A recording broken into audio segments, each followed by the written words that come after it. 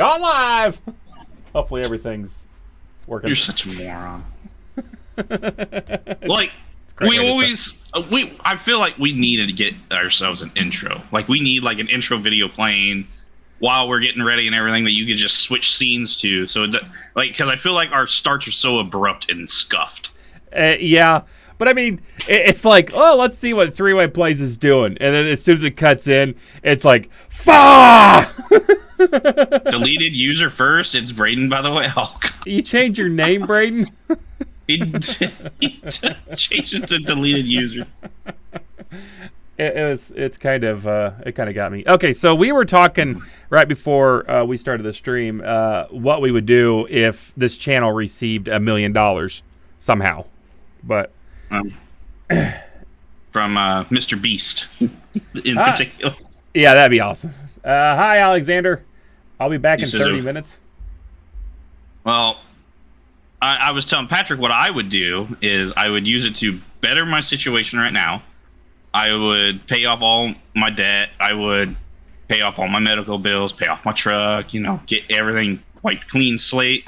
And then I would probably use about 5K of it and go to Japan for a trip. Japan? Yeah. You're going to probably spend 5K just trying to get there and back. Unless you're not planning on coming back. If you try to fly in September, or I think it's September and March. No, September and February. It's like $1,200 round trip. I guess that's not too bad. But, I mean, that's still a long flight. I mean, yeah, it's about a 17-hour, 19-hour flight. Yeah, that's you better fly first class. You don't dare. So if I were to do it, I would fly Air Canada. Air Canada. Yeah. So do they even have wings? Yes, they do. Yeah, they're planes. Yeah, I know, but like Air Canada, like why does take like Air Israel? Is that even a thing? I don't know. Israeli Air? Yeah. That's probably their Air Force. Probably. If Michael was your stepbrother and got stuck in the dryer, would you help him? Oh, no. I don't want you to answer that. I have a feeling you're going to answer yes. Let's just say he's going to be stuck even more in the dryer. So. Oh, no. Okay. So let's go back to what we were talking about. So you would spend some money and fly to Japan. Yeah, for like a 2-week vacation. I mean, I could see that. I wouldn't want to live in Japan. Visiting it, I think would be interesting. I think their culture's pretty neat. Yeah. So living in Japan's a whole different story because the work culture in Japan is so incredibly toxic. So like if you think our work environment is bad, that's got nothing. Like at least they don't harass people there, like verbally anyway. They don't do that kind of stuff, but it's their work hours. They work 12 to 16-hour days. They're paid salary. They have unpaid overtime.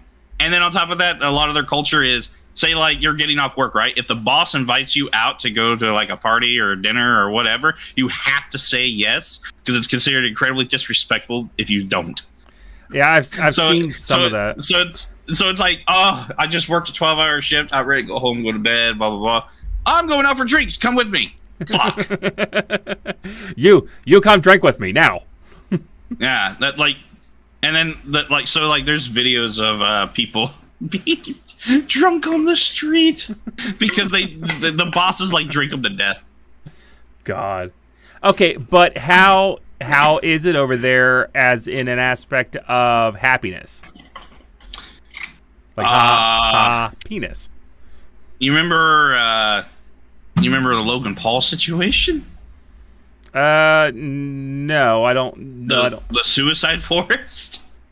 Well, okay. That was Japan. Okay, well, I know that they have that. I've seen some videos of that. Yeah, but still, though, it's just because there's no out.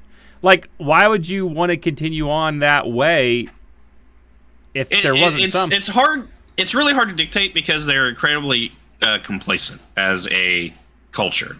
Like they don't want stuff to change. They don't want stuff to change at all, so they keep things the same. So like right now, for example, everybody still wears masks. they look at the rest of the world and see that no one else is wearing a mask across the rest of the world. And they're like, oh, we think the mask wearing is stupid and everything. It should end too. But nobody is willing to step out of line and start taking their mask off. Because then once some people start to do it, they'll follow suit. That's how their culture works. But until somebody steps forward and does it, they won't do it. God. So it's like they stick by the book. There's a bunch of crazy rules over there too. Like what's a good one? If you're a foreigner, you have to carry either your ID or passport with you at all times. If you're out in public. Well, I mean, you could be arrested or fined for that. I mean, it's like a $1,500 fine. I'd be fine with that. I would feel like I would be carrying that anyway. So I mean, you probably would be anyway. But I mean, still though, I would just be like, if you accidentally forget it in your hotel or whatever, it's like, oh, oops. Well, I guess I'm getting fined, boys, or I'm going to jail. What are some other things? Anytime you go into anybody's residence or into a hotel room or whatever, you have to take your shoes off at the door. You cannot wear your shoes past the door. Well, I practice that here. You come over to my house, you're taking your shoes off, or I'm smacking you with a bat. Like, okay. Which, yeah, but I don't understand. Okay, look, I get it if you have like a guest over and they might just like walk in with their shoes and stuff. It's weird to me. I grew up in a house to where we took our shoes off, and I don't understand a lot of like people that live in their house and keep their shoes on. I don't. I guess that's not. I don't know. The house is supposed to be clean, right? So I mean, for me, I'm more likely to do it in a house that has wood floors than I am a house with carpet. Carpet makes sense because it's like you're trekking dirt onto something that is going to look dirty eventually from you tracking dirt onto it, or it feels weird to like walk across carpet in your shoes. However, a hardwood floor, it's a hardwood floor, you're going to mop it. So like you track dirt and stuff on it, it's easier to clean.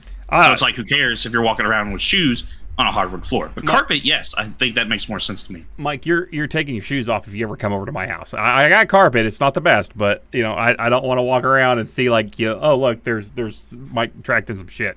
Well, I'm gonna. But you'll never come over anyway. I'm gonna fart in your pillow. That's fine. But compared to what I've done to your pillow. All right, so going over there, I don't have a problem with taking the shoes off. But don't they have ain't their entire building structure just made out of paper walls? Ain't that Japan? No. Or is that China? I don't remember which one's. No. Who's got the paper thin walls where they got to slam their door and it rips? I don't know what you're talking about. I think you're making that up. No. What they have instead is there's some houses and there's some hotels that you can do this at where their flooring is some kind of special material that you're able to sleep on. It's like, I don't know how to explain how they make it or whatever, but it's like you a lot of people like in these houses and in these hotels sleep on futons on the floor, and it's not uncomfortable at all. It's not like you're sleeping on a hard surface. It's like it's a softer, cushiony surface, and according to people that I've heard that have stayed at these places, they say they are quite comfortable. So it's kind of weird though. It's like you're laying directly on the floor, but the floor is made out of like some kind of special material that's like almost like a sponge. Yes, they have fancy toilets. Dan, they still have squatting toilets. Yeah, I still think that's kind of hot. Well, okay, so my brain just shut down. We were talking about Japan. You were talking about how they had paper walls. I didn't know you brought up the paper walls. So that's the other thing too. I couldn't adjust to the sitting on the floor eating dinner because they got their tables all the way to the floor kind of thing, and they're either knelt down or they sit on the pillow. Not only in so that's considered part of their old culture. That is at certain places, certain restaurants, certain homes. They do that. I couldn't do it. More modern Japan, they sit at a regular table. I couldn't do it. My size and my type of thing, I'd end up sitting down trying to get up, and I shit my pants and I insult the family, and then I have to do that whole seppuku or something like that right in front of them. Hi, Raymond. Seppuku. Yeah, seppuku. That's what you're talking about. Yeah. I think it's what is it? Equating toilet is a. What was Squatting. that? He meant to say squatting. Oh, okay. A squatting toilet is a toilet, but you have to squat. You don't sit. You squat. I couldn't do it, man. I'd try to squat and I'd fall right in.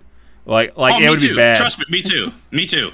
I don't get it. I've never tried doing it, and I don't know if I ever want to because I'm afraid I'm going to just fall into my shit. That's. I have a hard enough time doing that now with the toilets that we have, let alone a squat toilet. Yeah, imagine so on Justin's side of the house, he has a small toilet, like compared to my side. I have a larger that sits up a little bit higher toilet. He likes to use my toilet because of that, because he feels like he's like sitting too low to the ground on that toilet compared to mine. And I told him like, probably true. Oh yeah, like we kind of had that. Like our kids' bathroom has a shorter toilet compared to our toilet, and it's a big difference. You would just think like an inch or two. No, it's a big difference. Oh yeah. Especially don't all squat toilets in Japan have cameras in them though? No. It's like I mean, maybe. I don't know. I've seen websites, man. There's a lot of cameras in squat toilets. So I don't know. What I'm looking at. That's common in like Thailand. You probably saw Thailand. It's hard to tell. I can't tell who I'm looking at by their genitals. It all looks the same. Oh. A lot of hair, a little dangly thing hanging there. Oh my god. So, we need to transition out of this. So, okay. I had a good one that I want to talk about. Okay. What do you think, in your opinion, is the best video game in the last 20 years? Okay, so this is going to be a little difficult for me because the last 20 years is not what I'm thinking the last 20 years is. So from 2003 to now. Yeah. Well, see, like normally when I think 20 years ago, I'm thinking like when I was like 6. You know, that's not the case. That's not. No, that you would have been what, 18?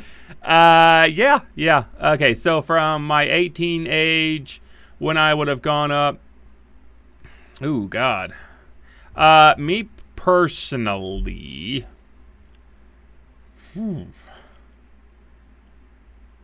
I see. When did that come out? See, I wanted to say like the Grand Theft Auto, like Vice City or something like that, but even at that's I think before the 20-year mark.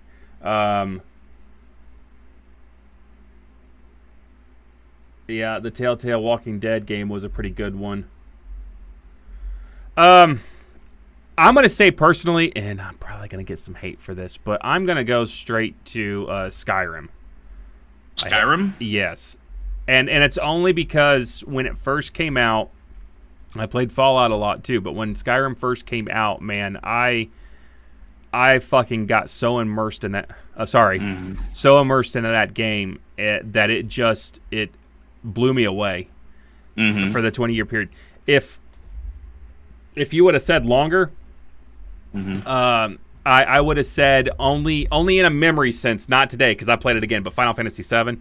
I would have said at that. But that's point, 90s. That's the 90s. I know. That's what I was thinking when you said 20 years. I'm like, oh, Final Fantasy VII. No, that's a lot longer than that. that's like 1998. But no, I'd have to definitely go Skyrim. 2011, I think, is when it came out, and I fell in love with that game. I put so many freaking hours onto that game. It was great. It was huge. The exploration, like Jay said, RPG with the exploration. There were secrets hidden throughout there, some things that I don't think, like, I still to this day will discover something new on that game if I play it. That's what I'm thinking. What about you? It's really hard for me to judge because there's certain games that when I look back on that I'm like, they were amazing in the time period. And now they've kind of aged kind of poorly. So it's like they were great at that, like they were great back then, and then you get today and it's like, oh, this is actually garbage. So I'll give you a perfect example. I would so when Legend of Zelda Twilight Princess came out, I thought at that time period that was the best video game I ever played. I loved it to death.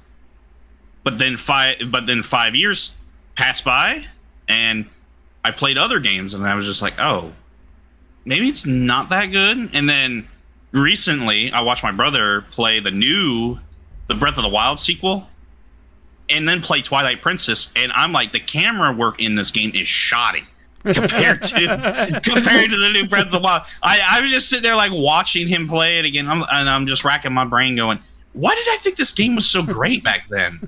Well, it may have been like first experience, but in my opinion, though, a game that truly captivated me, and where like I was fully trying to be completionist about, and I ended up beating it 3 times, was Red Dead Redemption 2. Okay. And that was a game when it first came out. I purposefully stayed off of YouTube because I did not want to be spoiled by anything in the plot whatsoever. And I thought it had great storytelling, game mechanics compared to Red Dead Redemption 2, or Red Dead Redemption, the first one, was really good, like all the improvements. And I really liked Red Dead Redemption as well. Like, I really liked that game when I first played it. Like, that was I played the shit out of that game too. I think I beat that like 4 or 5 times.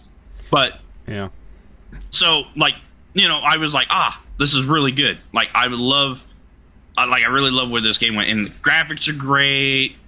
Voice acting is great. Like there's so many great things about the game. See, then they dropped the online play, and it kind of just, after that, it's just kind of, but still, like, the game itself, like, if you go look at the single player story game, it's great. Like, it is so good. But like, I would put Skyrim up there too, really high up there. But also another one for me was Fallout 3. Like, it's also super buggy too, but like Fallout 3 was like my first dive into a game with potential horror in it. So, well, yeah, I could. So like there was a couple times, like in my first playthrough of it, like, the subway right outside of Megaton that you have to go to that has an anthill in it. And you go kill the queen ant.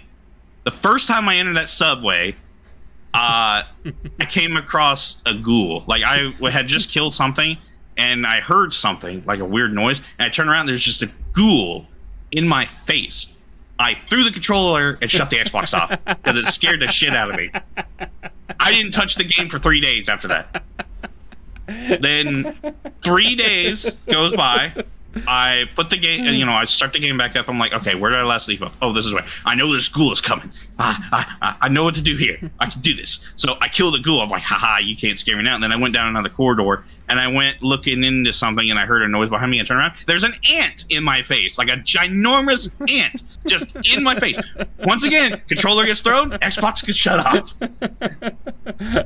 I will have none of this, ant.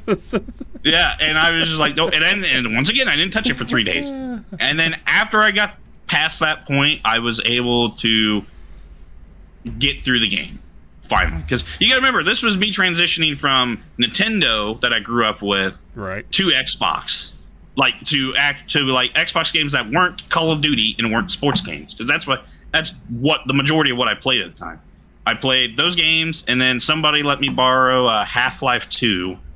And Fallout 3, and I played both of them. Half-Life 2 was another one. I don't know how much you know about that game, but when you get to the second area in the game, the messed up horror town, there's a ladder that you have to climb, and there's pipes out of it, and I got all the way to the top of it, and one of the spider crabs with the the real long skinny legs screamed and came out of this darkness and started attacking me. And this controller broke. This controller got broken. Did you ever play the first Half-Life? No, I didn't. I've seen video gameplay of it, and I ain't gonna lie, it looks like shit. Well, yeah, now. Yeah. We used to play it. Me and my brother used to play it around the holidays. I don't know why it was like our holiday game to play or whatever. But the first time I played it, there was a spot when the portal started to, or when they started to mess up, and that world started to come into this world, and you go back through a lab area where you've already been, and the lights are all kind of flickering, and doors and stuff are busted open. People are dead. You're like, what just happened? Yeah, and you start fighting some of the monsters, and it is freaky. And back then, when I first started to play that game, it was horrifying. But it's I think I like Fallout 3. I wanted to go back to the Red Dead Redemption because I've seen a lot of. I played a lot of the Undead Nightmare expansion, which they came out like on Xbox just as Undead Nightmare.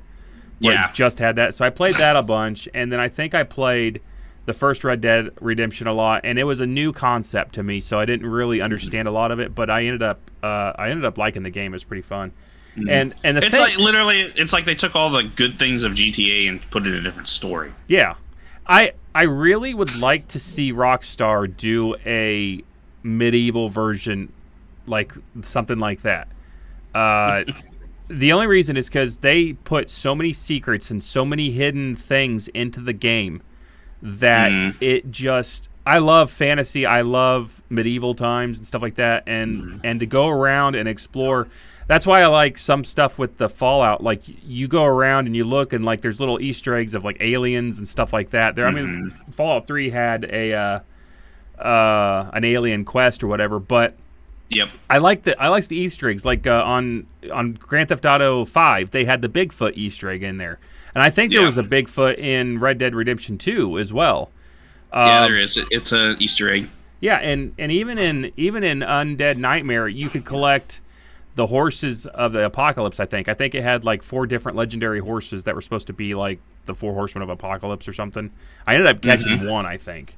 But like stuff like that. I never played Undead Nightmare, so you probably wouldn't like it because it's zombie stuff. So well, also I didn't have a lot of money back then. That's probably why I didn't play it. But I think if Rockstar did something like that with a medieval time, I think it would be freaking phenomenal. I'd love to see something like that. Like, I still like Skyrim and all that, but I think with Rockstar's brain and their engine, stay away from the multiplayer online. But you know that's coming. You know that's coming. GTA 6. You know 100% that's coming. It is. Did somebody say Tabasco sauce? I think that's a Trevor reference. But no, the game. So like a game that I want to see right now. I don't know how much you know about the Total War franchise. Total War. So they do lots of games. Like here, let me pull up Steam, and I can tell you Total War. I can tell you what all they have. So they have Total War Rome, Rome 2, Warhammer. So this is what I want. So they have Warhammer, which I don't know. You know about the Warhammer franchise, right? Yeah, I know Warhammer. Okay. So what I want to see is Creative Assembly. This is it. They got Total War Attila. So the next Total War game is going to be Egypt.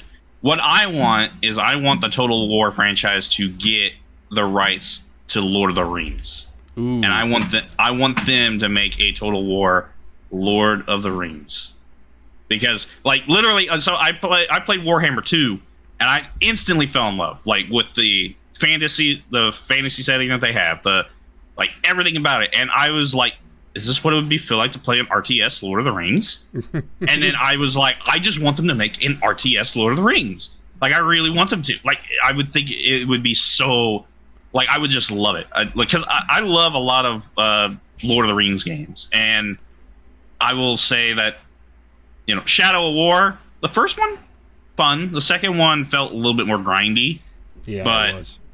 outside of that, and did you ever play Conquest? Lord of the Rings Conquest? I don't think so. It's literally Lord of the Rings Battlefront. Huh. It's a lot of fun. But like, here's the funny thing about that game too is when it first came out, I bought the game and shortly afterwards, and it got really, really, really cheap really fast because people weren't buying it because they thought it was a shit game. Well, after a bit, they released like a patch that like fixed a lot of the issues that the original game had, and once that happened, it gained more popularity again. Like the first time I bought it for $20. And then when I wanted a newer game that came out, I had to go trade it in for money. I got a $45 for traded value. They put it and it went back on the shelf for $55. That's pretty good. And it's because everybody was wanting it. Everybody was wanting to buy it. So it was the first time I'd ever seen go trade into GameStop and make money. That was the first time I'd ever seen that. I was like, damn, okay, I can live with this. And I asked him, I was like, why did it go up so much? Because I only paid $20 for it. And they were like, demand. It's really popular right now. I was like, shit. And it'd been out for 2 or 3 years at that point. It was, like I said, it was a lot of fun. I played it a few times with Justin and a couple other people. We were four-man split screen TV back in the day, playing this game together. You know, and we literally played this game when I first bought it. We played this game. Huh? They're asking where my cloak is, and I was pointing. It's back there in the corner. Oh, we literally. I bought this game at about 7 o'clock at night. We started playing it together. We played it until 6 in the morning the next day. Oh my gosh. Me, Justin, and 2 other people. We played it. Literally, we wouldn't go to bed because we were having too much fun with it. We were fucking yelling up a storm. You know. Do you think it would hold up? Do you think it would hold up today? No. It needs a really bad graphical update for it to really hold up. Like the concept, the gameplay concept might hold up, but graphical wise, you look at it, it's like, oh, it's kind of ugly. But back then, it just looked like the same thing that all the other games were doing at the same time. Like I think at that point, the only game that was probably better looking than it was GTA 4. Okay. Do I still have the Band-Aid vest? Yeah, it's in my closet. I think I'm going to wait for Christmas and then gift it to Mike. Don't gift it to me. No, don't gift it to me. Wear it for Halloween. I don't want to wear that for Halloween. There you go. Go to the Scarefest dressed up as the Band-Aid Man. Yeah, then you're going to see me locked up because my nipples are uncovered and they're going to arrest me.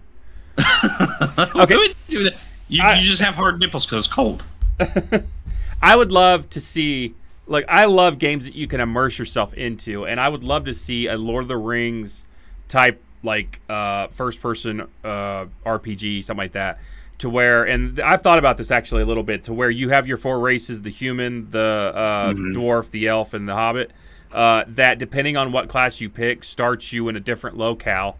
And it may not follow the same thing of Frodo and Sam and all that, but I'm thinking like maybe at one of the points where Sauron's still kind of like during that age where he's still in power and you're trying to do something, I don't know, but like So Conquest did have 2 campaigns you could do. You could have one side and then the other side, and they both like Jack's Pizza. Depending upon how you did things too, with these campaigns, they would have different starting points a little bit. So like you could select, like, depending upon what class you wanted to play through on the Conquest is what area of the map you would start out in. Okay, yeah. But like the stories still remain the same, but the paths getting to the story were different. So it would be like for instance, you could start off as one different type of orc. You'd be south of Mordor, like, you know, south of Mordor, and then you'd have to work your way up past, what is it, Minas Tirith or whatever it's called. Minas Tirith. Past there. Yeah, and then you would have to march the army all the way out to the Elven capital. And then that's where the game would end on that side when you conquer the Elven capital. On the other side, you have to go all the way to Mordor, but what you could do, I don't remember this exactly, because I remember you had to defend the Elven capital in one of the quests on that side, and I don't remember why or how, but yeah, you had to like set up a defense against them, and you had to get, I don't remember how many kills. You had to kill so many orcs in order to complete the mission. Yeah. It was Diesel Man. I'm gonna jump back to Diesel Man real quick. I think we haven't really been talking about Jack's Pizzas because Mike and Justin are on these Uncrustables now, so it's kind of shifted to Uncrustables. Hey, I got some in my freezer. Bentley, come here. Yeah, I can't make pizza, Jay. Thank you. Yeah, I want something though that I can sink like hours into, like a huge story to where I can go like say like Hobbiton and just do, interact with the people and stuff there. I don't know. I think it'd be fun, but right. What was your very first video game you've ever beaten? Oh, first video game I've ever beaten.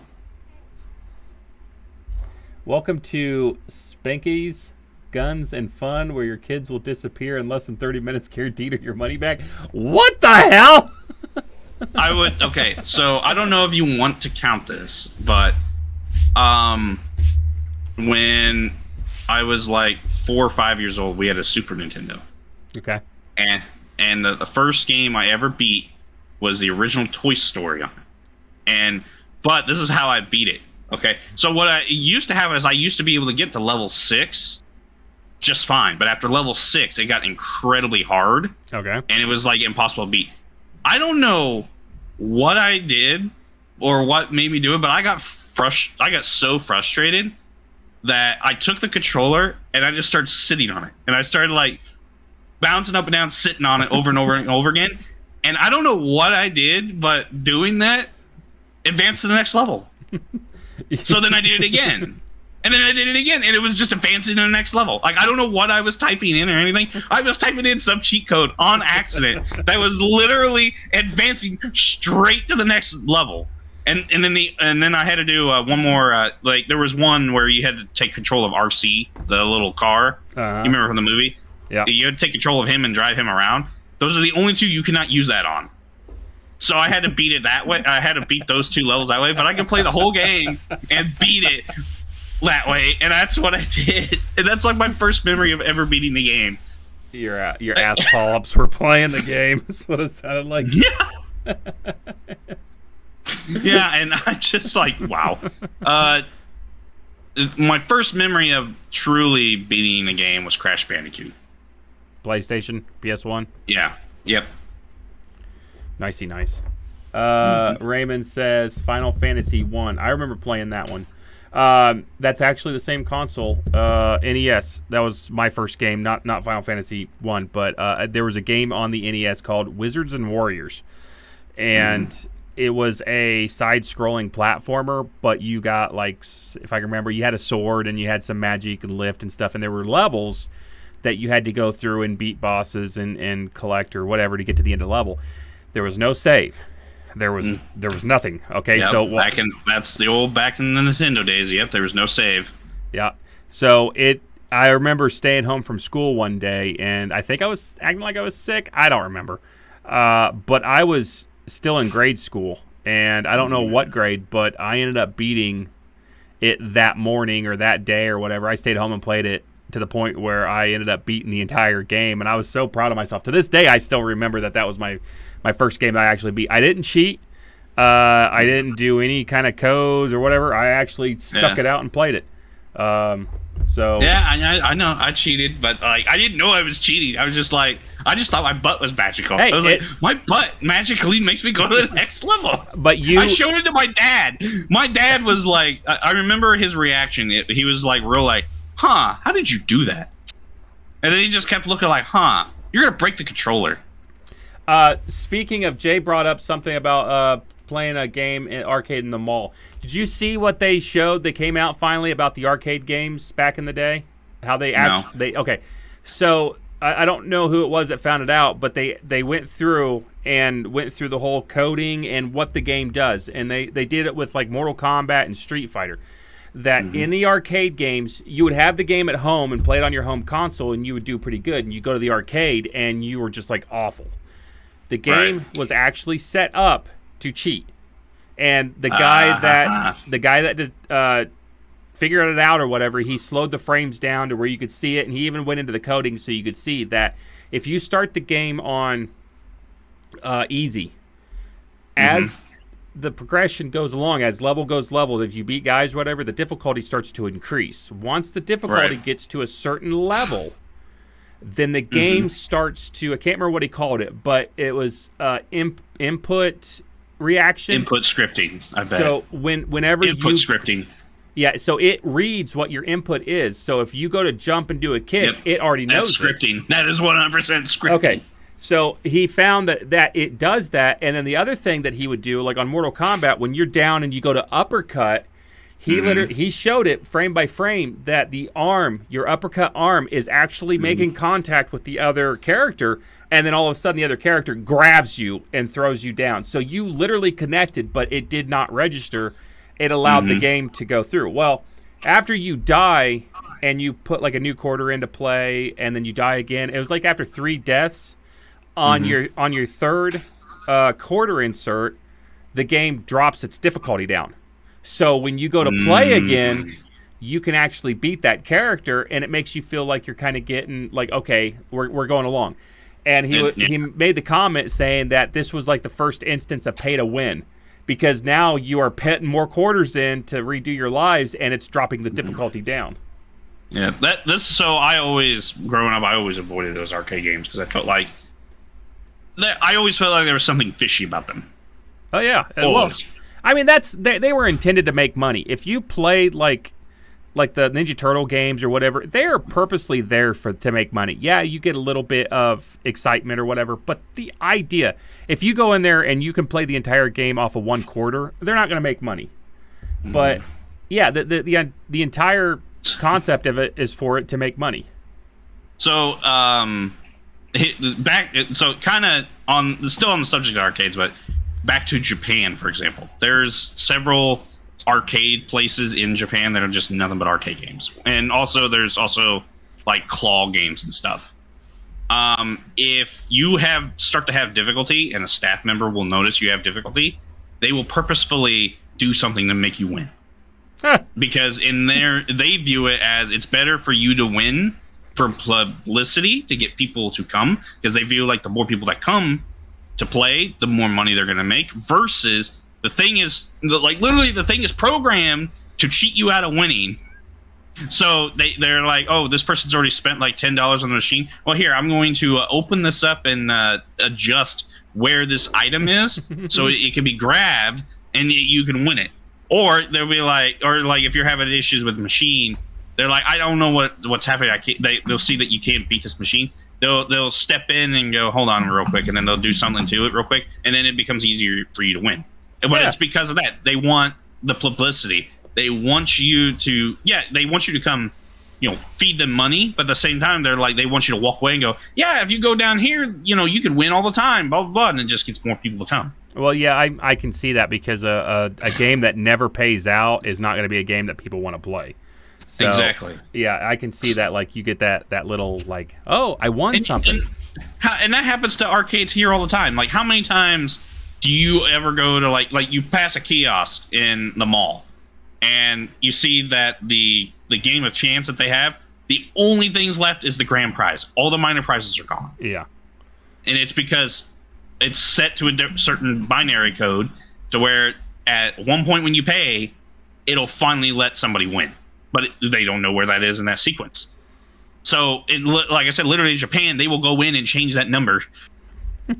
I feel like that's a little better off than just what we do here in America. So no, it's like that thing will continue to make money until finally somebody wins it. But like I said, it's by chance, and it's by the whatever number, something like 15,000th or 20,000th time that someone's put in like $1 or a quarter. See, I could just see it.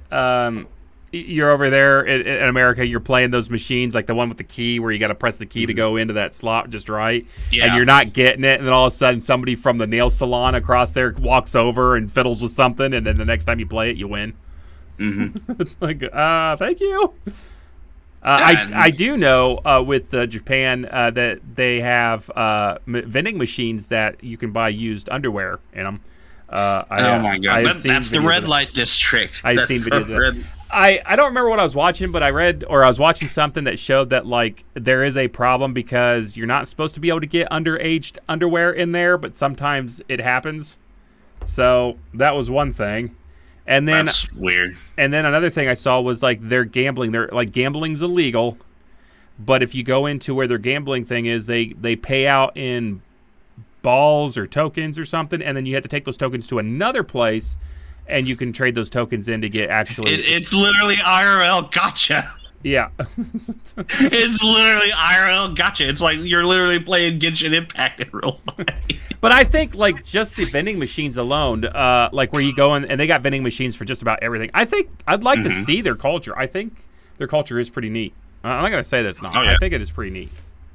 Oh yeah, their country is really neat. Their country is very clean.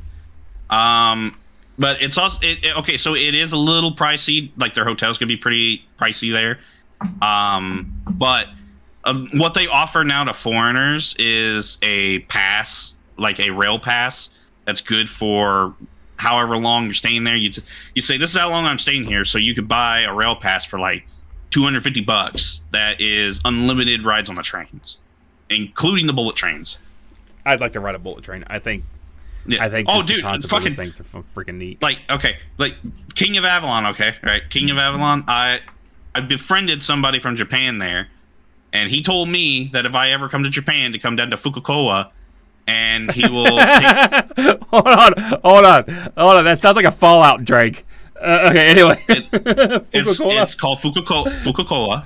Okay. And he'll take it, like, come down to Fukuoka where he lives, and he said he would take me to the best restaurants in Fukuoka and the best sake in Fukuoka. Yeah. And this man is wealthy, so I don't doubt that he goes to some very good places, because, like, he sent me a picture of a meal that he had the other week. It was literally their steak, their Wagyu steak, on a leaflet plate with wasabi and vegetables and a beer. Yeah. And it was like he was eating all this on like some kind of leaflet looking plate on a wooden hardtop in a like some kind of restaurant. But it's like the Wagyu beef looked really good. Now, I've heard that beef is extremely expensive, and they like feed the cow ice cream and beer only or something like that. It's very fatty meat, but like it melts in your mouth. It's so fatty that when you eat it, it's like, you know how like you have to chew ground beef here. You don't really have to chew it much because it just melts.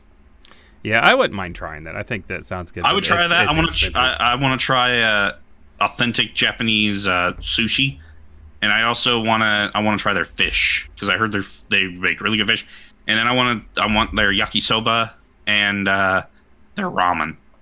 Well, I'm still not going to try, was it blowfish, or what's the one that's deadly if it's done wrong? Pufferfish, yes, pufferfish.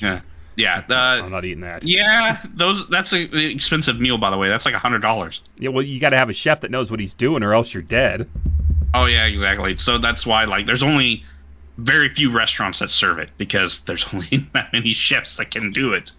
But yeah, it's and you have to sign a waiver. If you eat it, they make you sign a waiver. So if it does kill you, your family can't sue. Yeah, I don't like. I feel like we have waivers here, but that's just because you're eating a 30-pound hamburger. But like, no, I don't.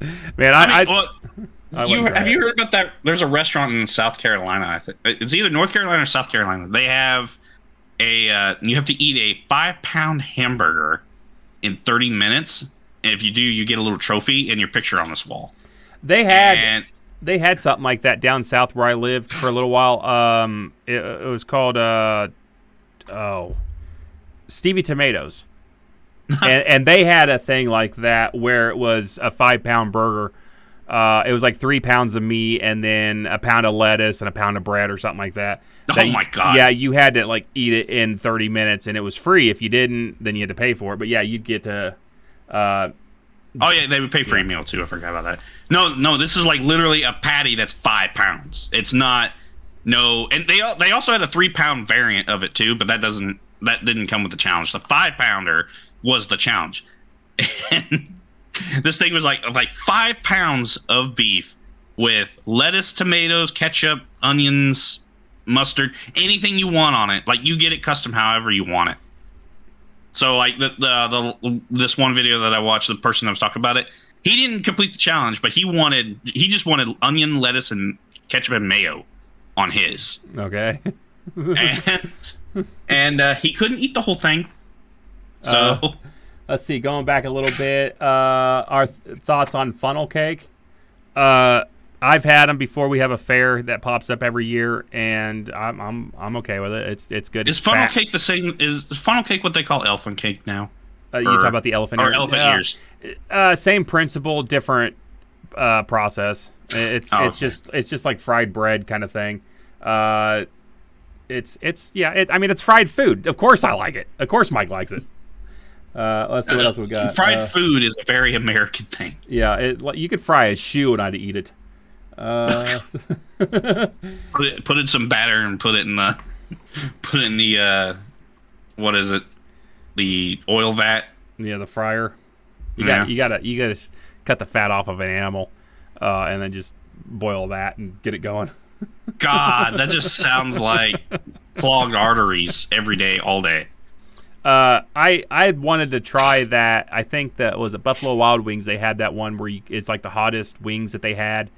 And if you got your picture on the wall. Their wing challenge. Yeah, like I wanted to try it, but not with my GERD.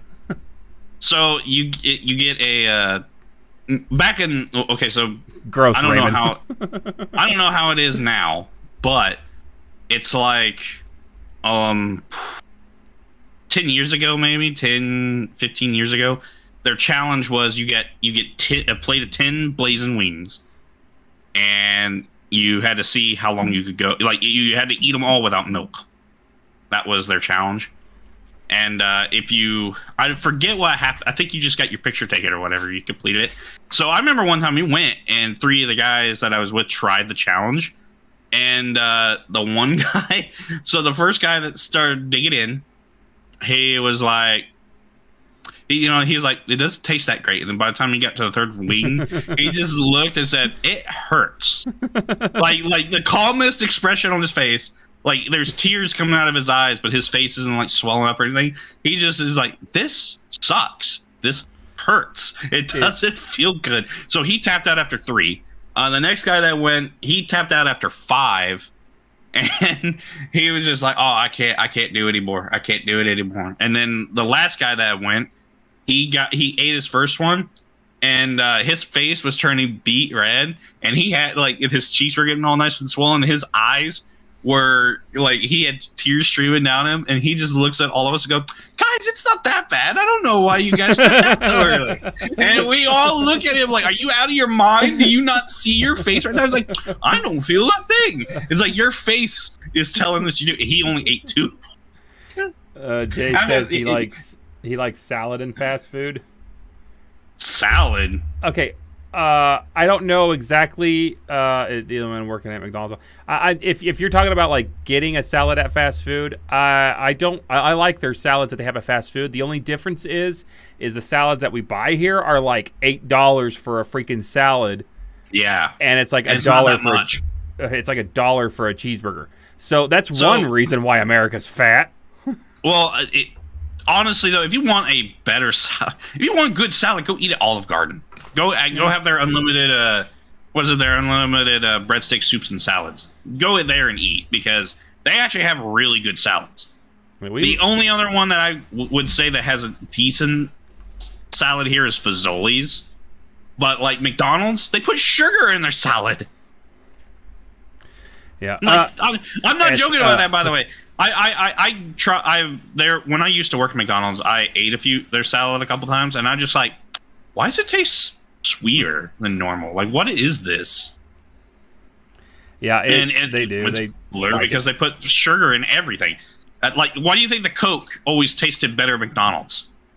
Well, it has more sugar in it. It's that's how you get people to freaking eat stuff. Is you just put sugar in it. Yeah, that's why like all their sauces, their ketchup sweeter, their mustard sweeter, because there's sugar in it.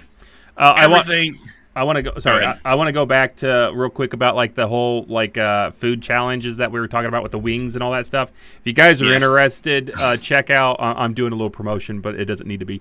LA Beast. Have you seen any of his videos, Mike? Who? LA Beast. No. Like LA, like Los Angeles Beast. He does a bunch of food challenges. He'll eat stuff or drink things. Like he'll buy something that's like 20 years old, 30 years old and drink it, or He'll do those like eating like the 5-pound hamburger, or he'll eat the really hot food, and he's just like trying to get it done in the time limit. I think one of his challenges was like 150 chicken nuggets or something like that. He tried to do. God. Yeah, it was. Oh my God. So if you like that stuff, like there was one he did like the Death Nut challenge, but he added an extra thing in to where he would eat the nut that was that had the powder and stuff on it, and then he'd go behind and he's got this 2x4 with these on 2 buckets. And he would like jump off of it and land on it and rack himself, and then sit back down, eat another peanut, and go back over there and then jump on it and rack himself again. But if you're into that stuff, he's pretty cool. He's pretty entertaining. Very like 80s nostalgia stuff. So if you're a masochist, well, it's not just that, but it's like he bought one of those old Ecto coolers, those Hi-C things back from when we were kids. You know what I'm talking about, Mike? The Hi-C Ecto Ghostbusters. Oh, you mean the Igloo? No. Hi-C had back in the day. They released it again for a short time recently, but back when Ghostbusters, like the cartoon, was out, Hi-C came out with these Ecto coolers. They're like those little Hi-C containers, and it's a green liquid, and it was from that, and it was like 20 years ago. He bought one. I don't remember. He paid like $400 on eBay and bought one, and then drunk it, and it had like stuff floating in it. It looked gross. But he does stuff like that. How's this guy alive? I don't know, but he does stuff like that. It's kind of entertaining to watch. He ate a whole cactus once too. So if you guys are into I've heard you can eat cactus. So if you're interested in that, yeah, check him out. He's pretty cool to watch. Okay, I want to ask you. We were talking about this earlier, okay? And I'm gonna pop an image up. Hopefully it doesn't screw things up. I'm gonna pop an image up on. You're still watching the stream, right, Mike? It won't do it in Discord. No, I need it. I'll look at the stream. Okay. I want to talk about it. I want to get people's opinions in the chat because to me, I don't get it. Okay. Okay. So let me know when you got the stream pulled up. I've got it pulled up. Okay. I'm watching it. All right. Hope that works. There we go. Bam. Okay, it might take a second because of the stream popping up. But okay. I think this was back from like 2015. Oh, whatever. My God. Yeah. I want to talk about this. What colors do you see? I still see blue and black. Okay. I see gold and white. All right? You still see gold and white. I still see gold and white, clear as day. Everything on the dress it's got the gold at the very top, like where around the neck would be. Diesel Man, if you're seeing black and white, you probably got colorblind. But okay, so I see gold and white. I've asked Crystal, I've asked my kids.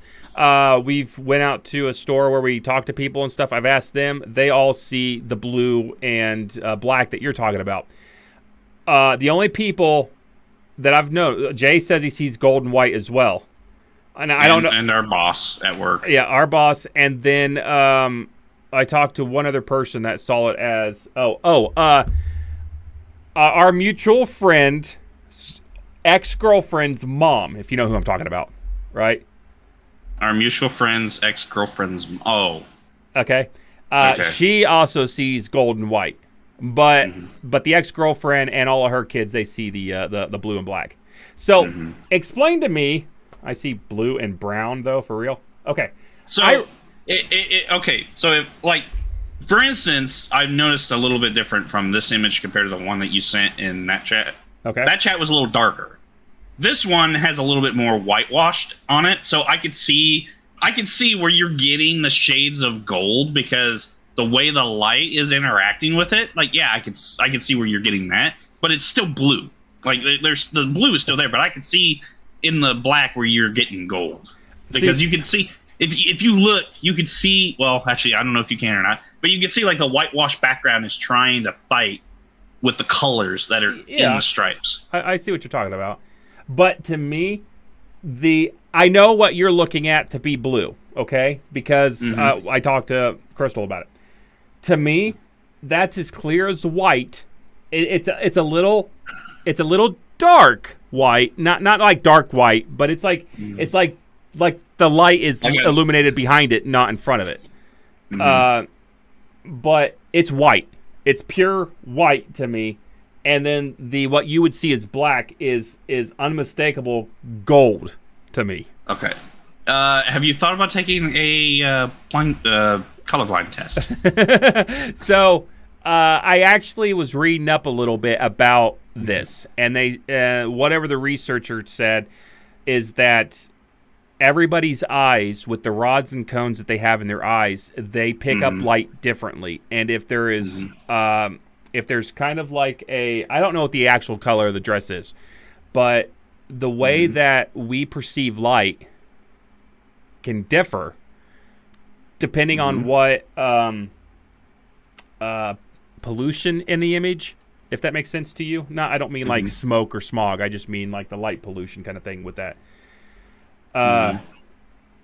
But yeah, so maybe everything looks vibrant where I'm looking. So if I'm colorblind, then I'm afraid to see what you guys see. Okay. Well, so you talked about like pollution stuff, like changes what you say. So I have a photo on my phone from remember when that day when it was like really bad, like the smokiness like was really really really bad a few weeks back. Yeah. I took a picture of the sun at 7:30 in the sky. The sun was like, it literally looked like a brighter version of the moon, and you could look up at it without sunglasses just fine. That's how blocked out it was. And then it was like a red hue, and I was just like, it's 7:30 in the evening, which means it's still bright outside, or at least it was still bright outside, or supposed to be still bright outside. And it's like literally like darker. It looks almost like you know how the sun, when it just starts creeping up over the horizon in the mornings, you know how that like the light from that kind of looks. It looked like that with the sun that far up in the sky. Well, that was because it was trying to filter through all that smoke, though, right? Yeah, exactly. So it was. Yeah, it's. I'm gonna go ahead and turn this picture off now. Yeah, you get it out of here. Yeah, I'm getting it out of there. There you go. Not only did I do that, but I feel like it was pretty cool because I just figured out how to kind of do that right, to put the image up and then take it down, which I feel like it opens it up to more possibilities of what you might see. You might see a really fast dick pic, and then no, we'll get banned. But it'll be really fast. It's that one frame that you'd have to catch it on. We'll get banned. What's wrong with you? A lot. Oh, I mean, I already knew that. I already knew a lot was wrong with you. I mean, I get, though, that as we perceive things, like light bounces into our eyes. That's how we see. And so for us to perceive things, we have to take in, our brain has to translate what that light image is. That's what I think a lot of people I don't think understand, that they see something off in the distance and they're like, well, why does it look like that, or whatever, or like the rays coming through the clouds, how it looks like the sun's like a lot closer than it really is, or right, or the sun's a lot closer than it, yeah, whatever. It's because it's how we're perceiving it. That's like literally it. Yeah. It's not like we're actually looking out. It's not like our eyes are actually jetting out. It's light bouncing off of stuff coming back into our eyes. And everybody perceives something differently when they look at it too. Which I think that stupid dress is a good example, because when was the last time you went to Kings Island? Oh, dude, it's been forever. It's been forever. So, how long did you ever stay at Kings Island? One night. I think we got there and then stayed overnight and then left sometime midday. Yeah, but like, what's the latest you stayed in the park? Did you ever like stay when it started to get pretty dark? Yeah, I think we were there until they started closing down for the night. Okay. So they're like pretty much replica of the Eiffel Tower that they have. Yeah. Okay. They used to. I don't know if they still do it or not. The last time I was there was like 15 years ago. It used to glow like a blue hue at nighttime. Did it do that? I don't remember if it did. I they can't like remember. Turn on like it was coated in neon lights, and it was like a blue color. I mean, that'd be kind of cool if that was the case. I don't know. When we would go to that, I could not look at it because it would fuck up my vision. I don't know why, but it just would. Like I would stare at it, and my vision would just start getting blurry. From that blue? Yeah. And it's something with like neon blue. Like I can't stare at it for very long because then it starts to blur my vision. I don't know if it's because it's just too harsh on my eyes. Well, and my eyes just don't like it. You're not the only one that it's kind of, it's not necessarily, I don't know if it's a common thing, but it makes my eyes water a lot is what it does. It's because it's hitting in. So like you know why they use red for low light areas, like especially when you see them like on the helicopters and they're like Vietnam, they're flying over and they just go to red light. Do you know why they do that? No. Because red, your eyes don't adjust to it as if they would regular light. You actually can see, just like in a dark room, when they use that red light, you can see in lower light levels with red than you can with other colors because your eyes do not adjust to it, and it's not that harmful to you. Blue, I think, is the same kind of concept, only it's much aggressive to people, much more aggressive to people. Yeah. That's like when you look at night vision, they use green. Green is not as good as what red is, but green still has a not as harsh. Yeah, it's not as bad, but it's not as, because looking through stuff with red can start to disorient like the image or whatever. But right, yeah, that's why they use red for that stuff. So I think blue's kind of like similar, but blue is more harsh to your eyes, and people like you, because Crystal's like that too. She, like, if we're driving through town and they got Christmas lights up and somebody's got like those blue Christmas lights hanging around the thing, she can't even hardly look at it because it just like the microwave at work. I can't look at the lights on it because it's in that blue hue, and it's just like, it's not like, I don't know what it weirds me out a bit because it makes me think I'm going blind, but at the same time, if your wife is experiencing it too, maybe I'm not alone. No, you're not alone. Literally, if I look at it, it just makes my eyes water, and then I have to like wipe my eyes, thinking it's gonna fix the issue. But like for instance, my webcam has it too. Has like the blue. It's not as bad because it's just two small little strips. But if I look at it enough, it starts to blur my vision a little bit. Well, see, mine are white, unless mine are blue, but I see white. Who knows? Colorblind. Yeah, who knows anymore? I don't flipping know. Quentin was colorblind. Like, is he full on colorblind? Yeah, he can't see green.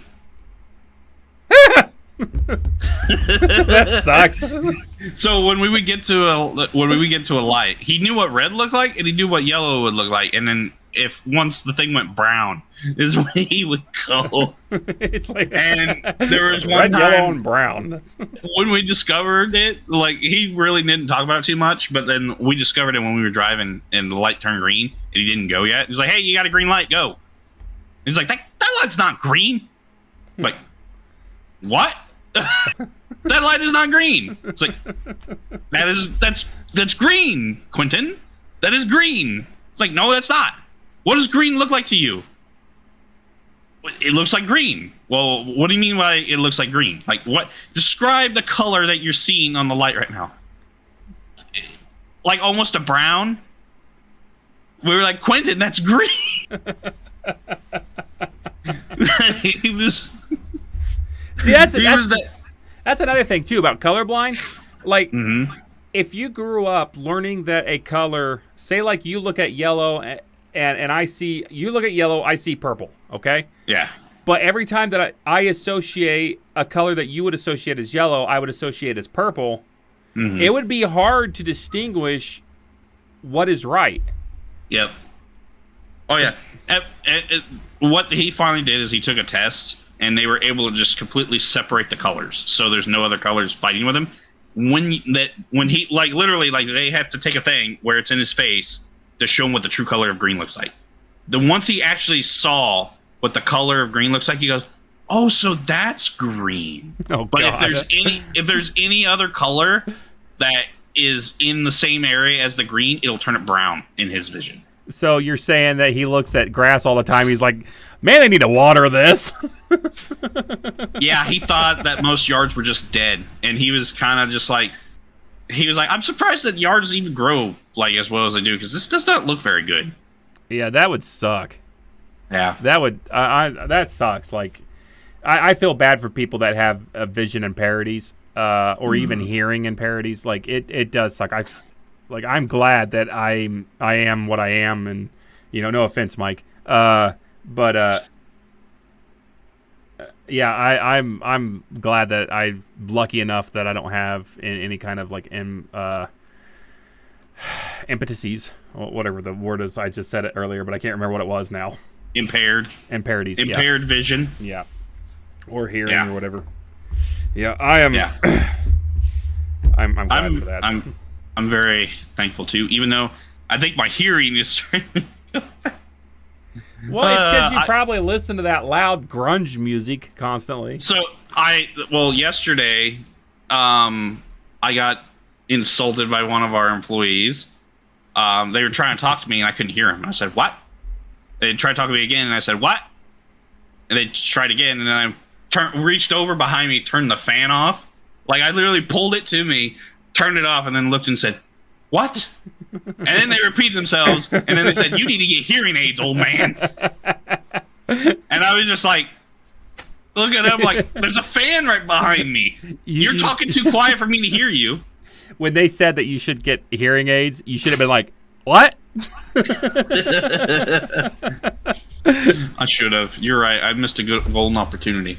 All right, I'm going to... Go ahead. But then, like... Here's the really sad part too is like we have this one particular employee that mumbles way too much, right? You know exactly who I'm talking about, right? Yeah. The last 2 weeks he's been mumbling so much more as he speaks that I literally have to look at him and guess what he is trying to tell me because he's just mumbling it. And finally I had it Tuesday. I was like, "Bro, you gotta stop mumbling so much. I cannot understand what you're saying." And then so he looks at me and goes, "What I am trying to say is," and I'm like, "Okay, you don't have to talk like that, but you need to not talk like you got food in your, like something's in your mouth. You insensitive speech. You insensitive prick." I know, I know exactly what you're talking about. I know exactly what you're talking about, though. You have to do the same thing, right? You have to sometimes guess what he's trying to say. Yeah, and it's hard because you try to read lips a little bit, but he's got so much mustache hair that it's kind of hard to even see. Yeah, he's like, it's like. Do you think he does it on purpose just to get the reaction? Like sometimes, yes. Like when he gets out of there, he's like clear speaking, and he's like, "Good day, how are you, sir?" And then he comes into work, he's like, "I'm gonna screw with these guys again." He does. I swear he does it on purpose. He knows what he's doing. It's like I've been like, "Bro, I need to just get you a translator." Is what I almost thought about doing. All right, I'm going to tell you a story, and after the story, unless you have something else, I think it'll be enough for me because it's getting warm back here in this room. So, but I'm going to tell you the story, okay? Just fan yourself. Just here, take a notepad. I have a fan there. It's once the room starts to just circulate warm air, there's nothing I can do. Doing this, it's like that's your own farts. Just don't pay attention to that. That's your own farts. Okay. So this is a true story. I don't know if I ever told you this or not, but it's the closest I think to my marriage ending. So I don't know if I don't. Besides when I enter your bedroom, right? I'm going to insert into you, Michael. Forcefully insert into you. Okay, so this was when I was working third shift at another job. I won't name names or places or whatever. I was working third shift, and my schedule was third shift. Who cares? So normally at that time, I kept a sleep schedule of I would get up around 4 p.m. So I remember those days. Okay. So I was up at 4 p.m. I woke up, went to work that night, and then came home to go to bed. However, this was the weekend of a particular festival, if you know what I'm talking about. Oh, so, in your town? Yep. So when it gets close to that, when it's that day, we park cars in our yard. The yard's big enough, we can make some money, then we can take that money. Yep. You do it every year. Yep. Okay. So I'm working third shift. The night before, I woke up at 4 p.m. I go home. She's out there starting to park cars by the time I get home. I'm kind of excited. I can't sleep. I also want to help her out because I looked out the window and I saw that we're getting a decent amount of cars. I've not been to sleep yet.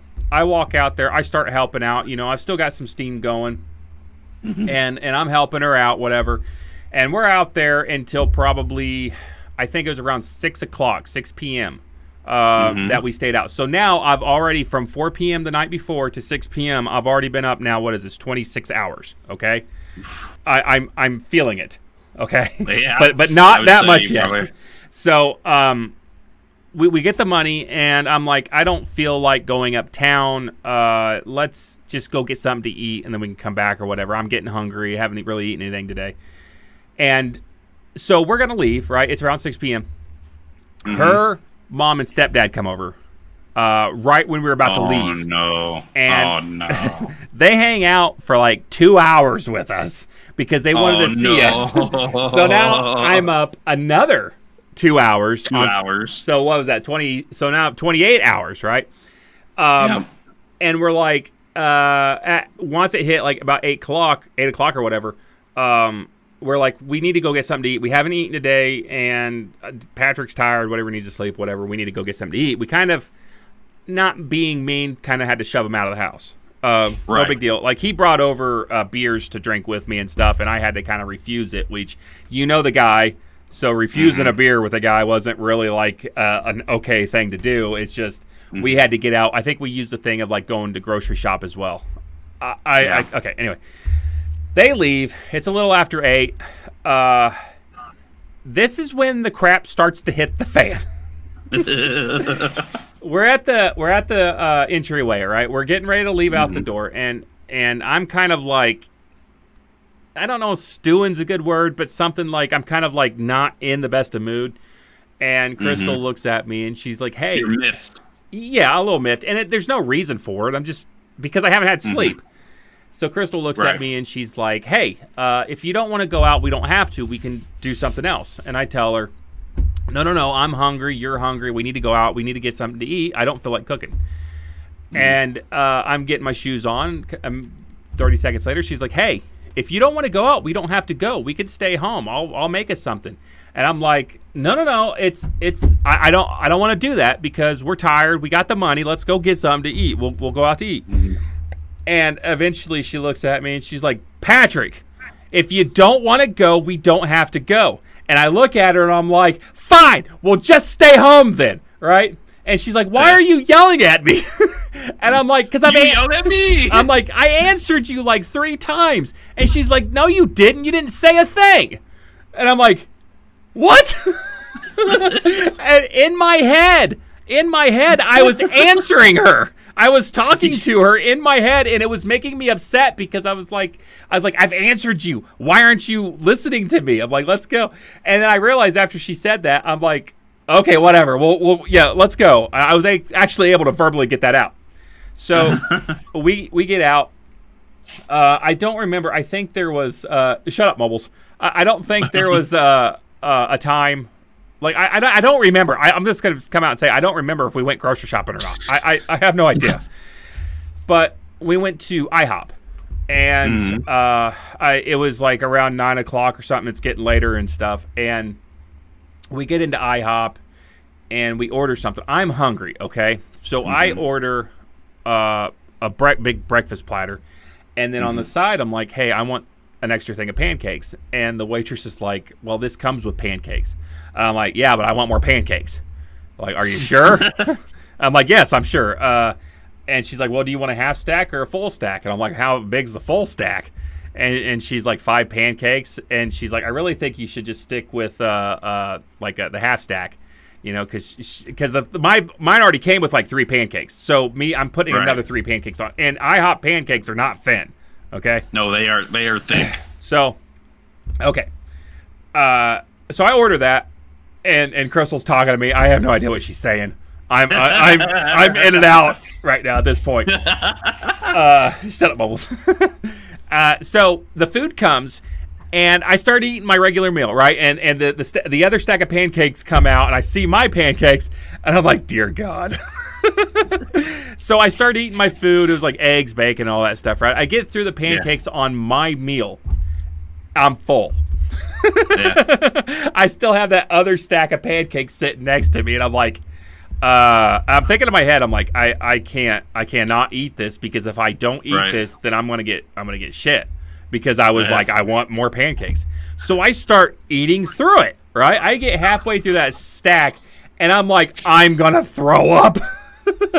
Like, I feel so stinking nauseous because I'm forcing food in me, but my body's not really saying, hey, stop. Because you're tired. Yeah, so I'm just constantly sticking more pancakes. And pancakes expand in your stomach. Yes, they do. So I'm getting through. I get like to where I have like a third or a quarter left of those pancakes, and I'm just like, I'm done. I can't do anymore. And I get up, I start walking towards the door, and I'm like, Crystal, I think I'm going to throw up. And she's like, what's wrong? And I'm like, I don't know. Like, I didn't want to admit to her because I wasn't in my right mind that I should have not eaten those pancakes. And I think later she realized it. So, okay, she's driving because I think at that point there's no way I could drive. We get home and... You're food drunk. Yeah. It's like 10 p.m. or something like that. We get home and I sit on the couch or whatever, and she's like, I'm going to take a bath. You know, when I get done with the bath, we'll go to bed. And I'm like, okay, that's fine. I'm like, I'll play some Call of Duty or something while I'm waiting.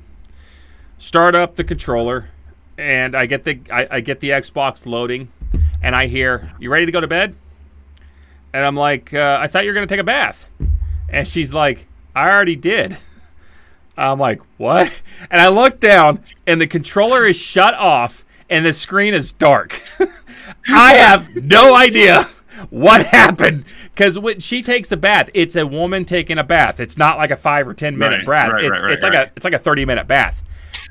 I blacked out for like 30 minutes. I don't know how long I was actually out. Okay, all I know is I started the Xbox up with the controller, and she came out, and I looked down, and the controller's off. I don't know what happened. I was sitting up.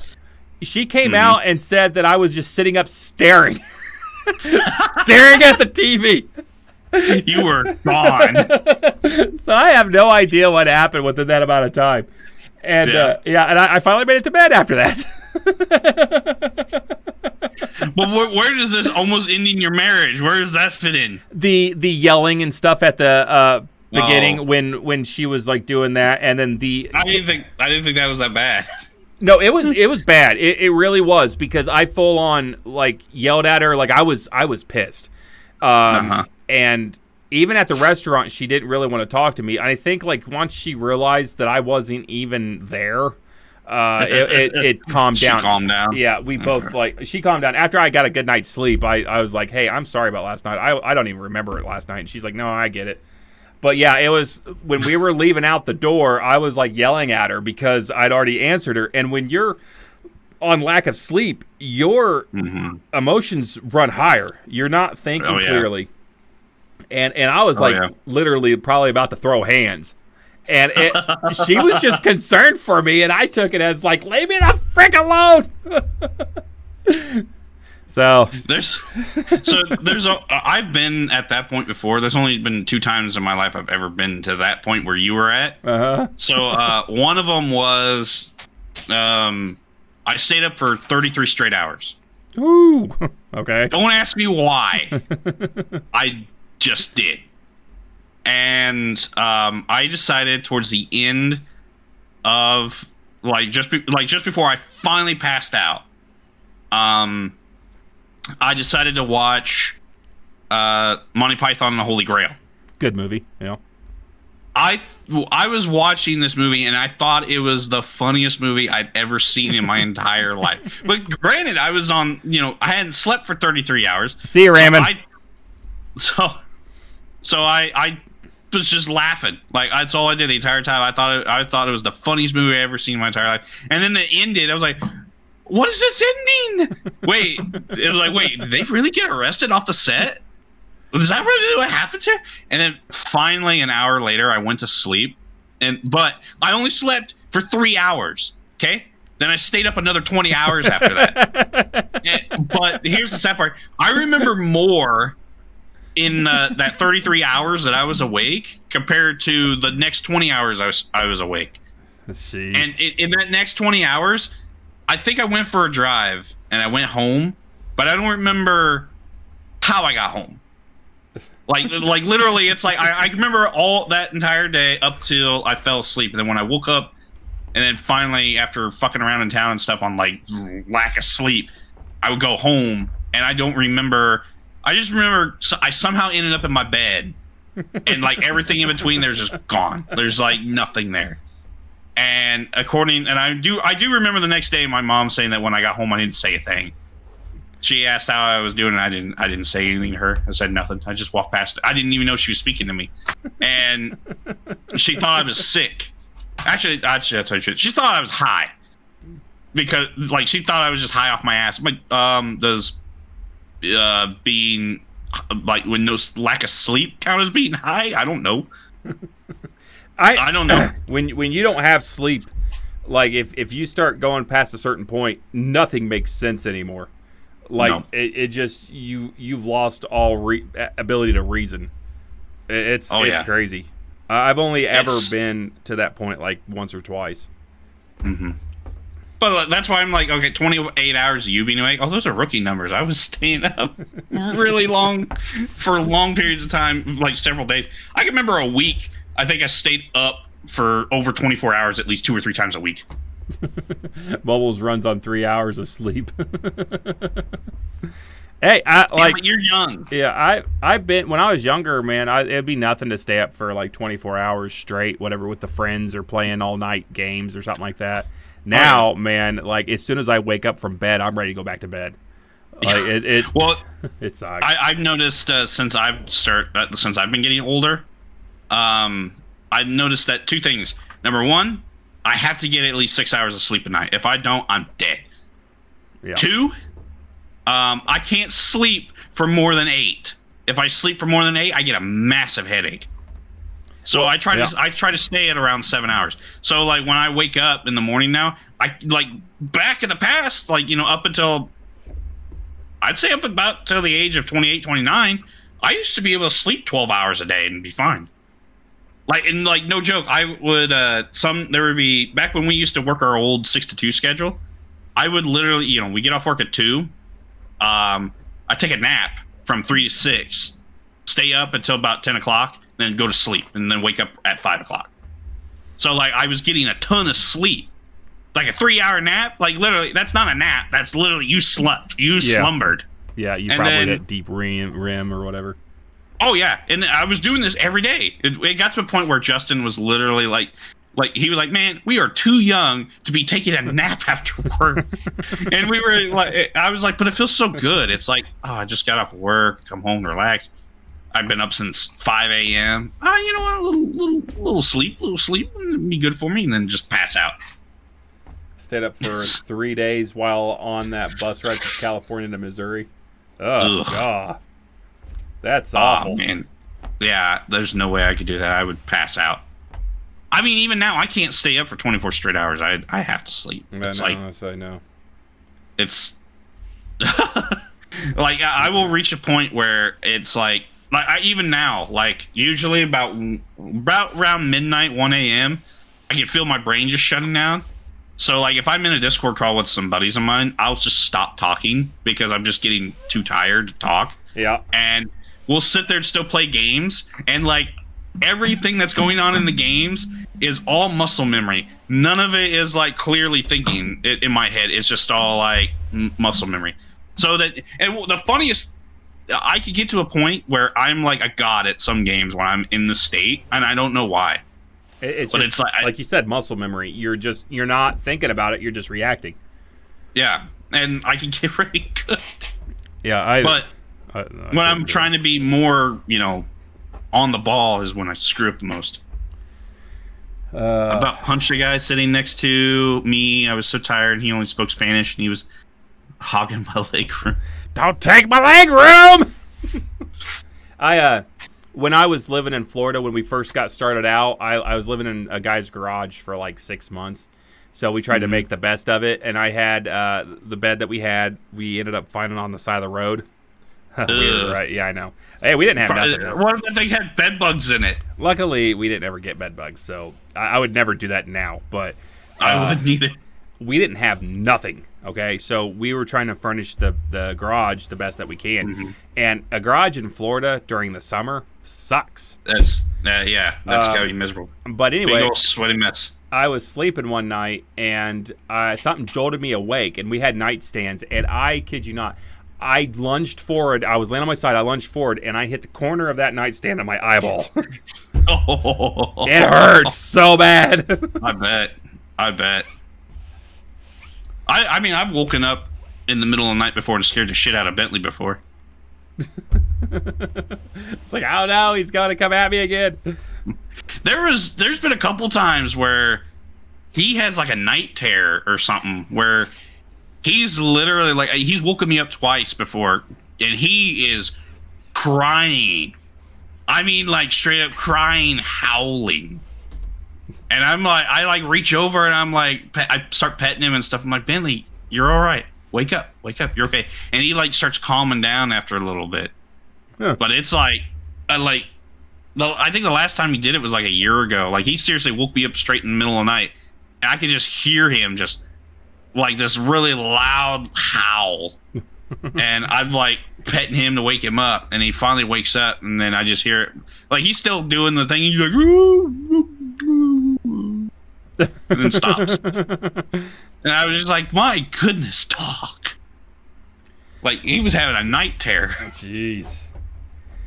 Well, Mike, I think this will be enough for me. I think this was a pretty good podcast. Productive one. Yeah, it was pretty fun. We shared we some. Still laughs. need to do one of these with Justin. Damn it. I agree. We need to get him on board to do this because I don't think he realizes just how interactive this is and how fun it is. He's gonna have to do it. We're just gonna have to like pull. I don't know why he doesn't want to do it. Like we're gonna have to. Okay, so you guys in the Discord need to do something. He's got to get his attention. Something. I don't know what you got to do to get him to get on board and agree with it. But we like doing it. Like we only do it when he's not gonna be here. Like, oh yeah, we didn't even say where he was tonight. He went to a concert. I don't know what concert he went to, but he took his girlfriend to a concert. So, la-di-da. Probably something in the country. Probably, I don't know. But yeah, you guys got to convince him to do one of these on a Thursday because I think it would be a great time. Because like the three of us would be just chopping each other up into bits, laughing. It definitely would be a different direction than what our normal Mike and Patrick ones are. Well, I mean, yeah, they're like there's not very much stuff that we both don't have common ground on, so we tend to talk about stuff that we have common ground on. But Justin, I know he has topics that he would bring up that would be like something that I would agree with that you disagree with, and then something that you agree with that I disagree with, and then he would sit there and play devil's advocate. Well, yeah, I think it'd be fine. I think it'd be fun. We'll need to pull our 33%, Mike, and overrule him. So turn it into 66%. Yeah, right? And we'll have to tell him like this is what we're doing one Thursday, Justin. And he's like, "Oh, I got another concert to go to." Nope. Oh yeah. What concert? Post Malone. I can see that. All right. It'd be like, bro, you don't even like Post Malone. I want to get off here, Mike. I want to thank everybody for joining in with us and chatting with us. I hope you guys had fun. I hope you guys enjoyed this. Thank you, Mike, for sponsoring our channel with whatever you're sponsoring. I don't know. I'm just trying to come up with stuff. What am I sponsored? I don't have anything here. Sponsored by a blood pressure reader. That way you can tell when he's pissed. All right. But everybody, thanks for watching. Have a good night. Good night, guys. Did you end it?